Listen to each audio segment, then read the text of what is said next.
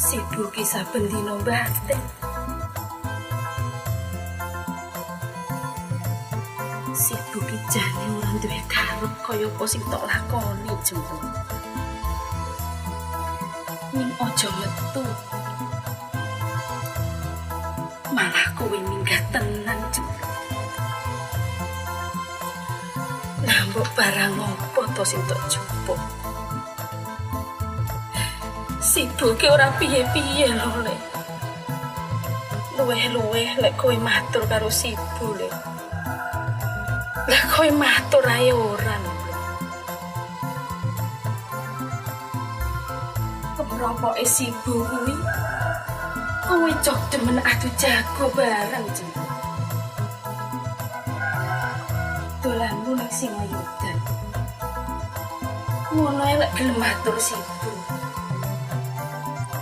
Moro-moro makleng. Ngono ae, weruh-weruh kowe wis ning Singayudan. Sing adu jago bareng. Sibuki lingsem lho. Lingsem karo ramamu. Karo Nayaka sing dosowan nek kadipaten kene jemblung. Alah blong. Kek ning ndi to ngger papan dulungmu saiki. Sibuki kangen lho ngger.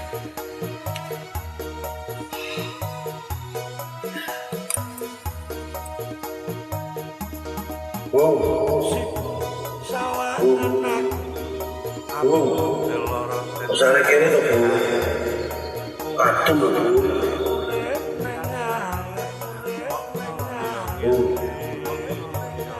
Usare kene to, Bu.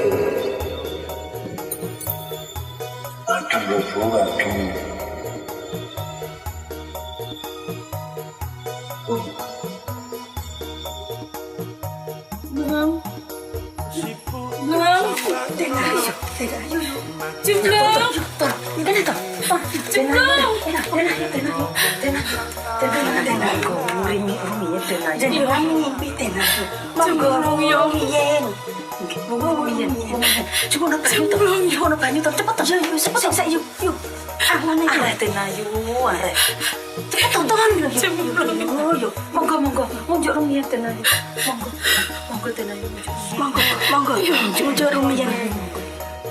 Kesane sekeca Tenayu ngujuk rumiyin. Pergi piye yo? Tonton tapalan wis. Arek Tenayu, arek ngimpi nopo Tenayu? Monggo garung-garungen. Kene to. Ibu sekecaaken. Aku ngimpi yo. Arek. Rumah saku. Jemblung ngemuli aku yo. Sampai anyep kabeh itu. Sampai kopi suwe ngene iki lho. Monggo to. Arek kok saluwe. Jemblung kene tok kene. Boten Tenayu, boten napa-napa. Aku ora iso yo ndak panggangin.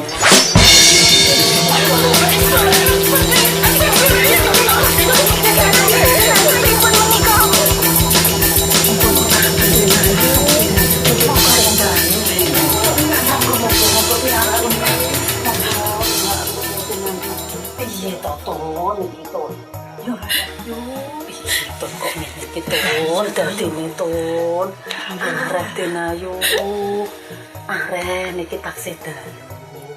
Pinjih nggih to. Dipadosi melih. Ki bengi-bengi kaya ngene lho yo. Dipun padosi nggih kaya ngene nggih. Lah yo to yo. Ki iki tengah wengi kaya ngene.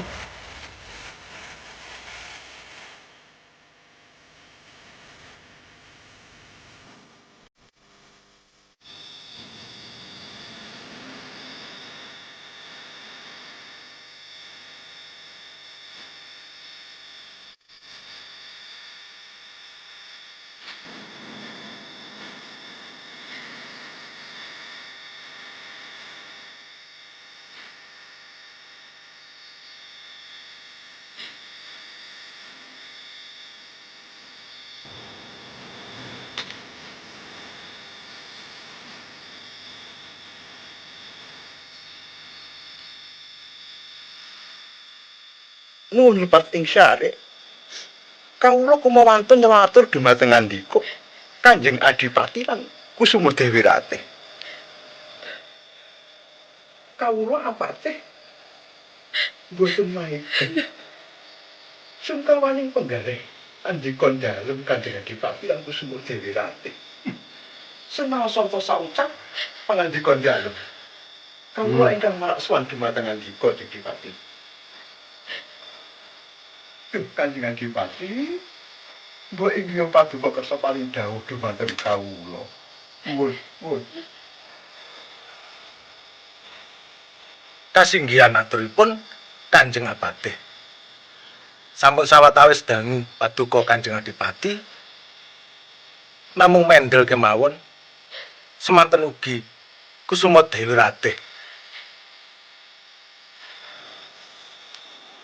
Wonten marak swanipun Ki Demang Branjung dalah Ki Jaya Lempara ingkang marak ngabiyantara dumateng Kanjeng Adipati.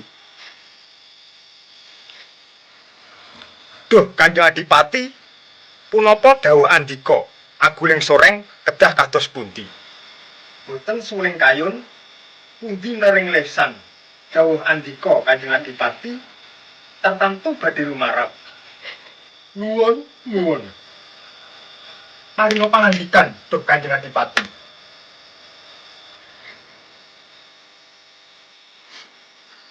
Kawula Demang Singayudan marak rasa paduka Jeng Adipati nganti adi kula pun Jaya Lengkara. Mugi Jeng Dipati enggal paringa dawuh dhateng kawula Jeng Dipati sepuh.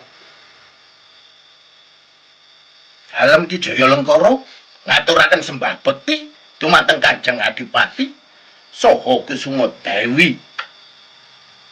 Kang Patih panunggu Kang Aguling Soreng lan kowe Ki Branjung Ki Jaya Lengkara. Wonten dawuh Adipati. Sajeng kare Jemblung anak Adipati putra Prameswari Ratih tekan saiki wis ana 6 sasi iki ora ana kabar sawiji apa bab Jemblung dununge ana ngendi nganti sibune enenge mung nangis wae rumangsa kelangan tenang ngelangi Jemblung saka Kadipaten. Ing mangsane Jemblung ora sambung karo karepe sibune. Tak kira kae njur mung sedhela njur bali. Bape Jemblung iku gelem ora gelem isih ngalem nek sibune Kapaten. Aku jan ora ngira lek Jemblung kok minggat tenan kuwi Kapaten. Kuwi sing dadekake judeking pikirku Kang Rumpung, Kang Nguk. Punten dalem sewu Rama. Kula nggih sampun sowan Paman Juru. Nanging nggih dereng wonten kabar ingkang cetha ngengingi Jemblung putra dalem ramane. Rangger. Kowe iki ning endi to, Elek? Si pura kuat tenan Jemblung. Anakku yang mung sijiku. Kowe malah lunga Jemblung.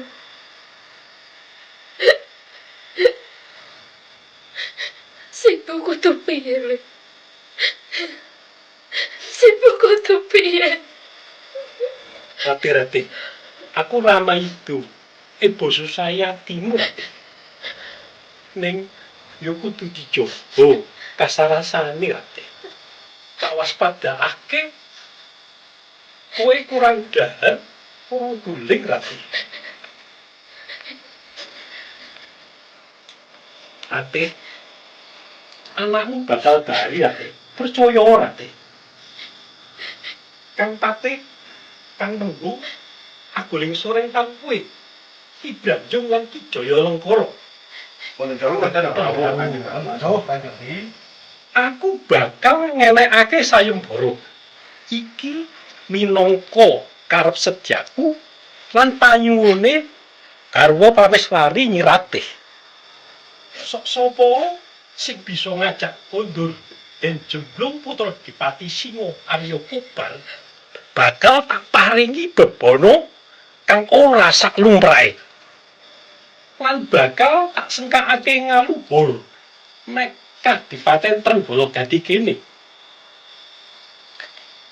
Kang Patih, Kang Menggu, Aguling Soreng lan kowe Ki Branjung lan Ki Jaya Lengkara. Yo anakno sayembara Adipati Trenggalek Gati Arya Singa Kubar lan Prameswari Ratih iki. Sendika mangestokaken dawuh handika Kanjeng Dipati. Sendika tak Dipati.